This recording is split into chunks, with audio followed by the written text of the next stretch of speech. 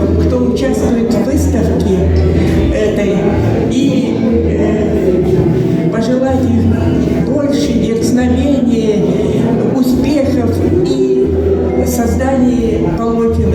Здесь эта выставка очень разнообразна и по стилю, и по содержанию, но объединяет именно объединение Республики Саха. И сейчас хочется сказать,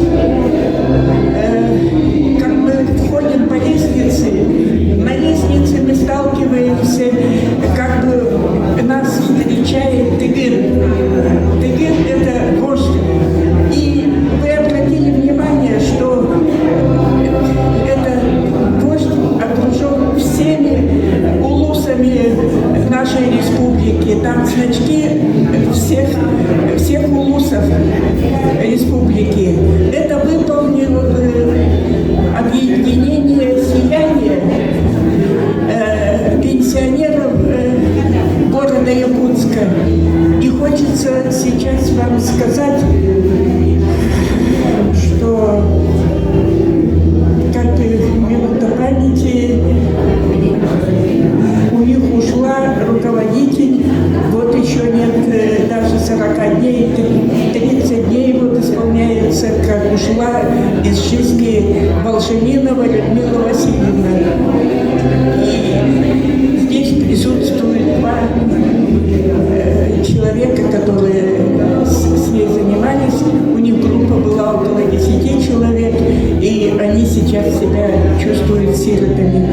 И хочется, чтобы творчество не гасло, и свеча, зажженная ею, помогала этой группе дальше продвигаться и продвигаться. Там нас встречает Тыгын, а здесь сзади нас это его родовое это место, где он родился.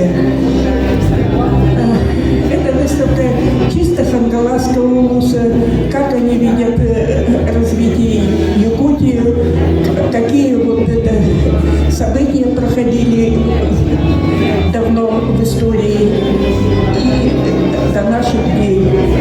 Хочу пожелать спасибо большое сказать всем помощникам, кто помогает, чтобы огонь изобразительного искусства не затухал, и простым людям, и руководителям.